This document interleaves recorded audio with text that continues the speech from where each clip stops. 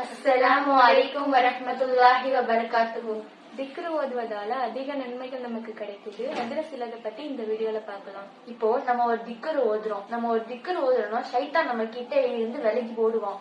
திக்ர் ஓதுவதால கவலைகள் நீக்கப்படுது. இன்னொன்னு என்னன்னா, யார் திக்ர் ஓதுறாங்களோ அல்லாஹ் என்ன பண்ணுவானா, மலக்குகிட்ட திக்ர் ஓதுறவங்க பேரை சொல்லி பெருமடிப்பான். திக்ர் ஓதுவதால அல்லாஹ்விடமிருந்து ரஹ்மத் இறக்கப்படுது. ஒரு திக்ருக்கு அல்லாஹ் 70 நன்மைகளை தரான். திக்ர் ஓதுவதால எப்பேற்பட்ட பாவிகளா இருந்தாலும் அந்த பாவம் எல்லாம் நீக்கப்படுது. இன்னொன்னு, நம்ம திக்ர் எவ்வளவுக்கு எவ்வளவு ஓதுறோமோ அல்லாஹ் அந்த அளவுக்கு நமக்கு சக்தியை தரான், உடல் ஆரோக்கியத்தையும் தரான்.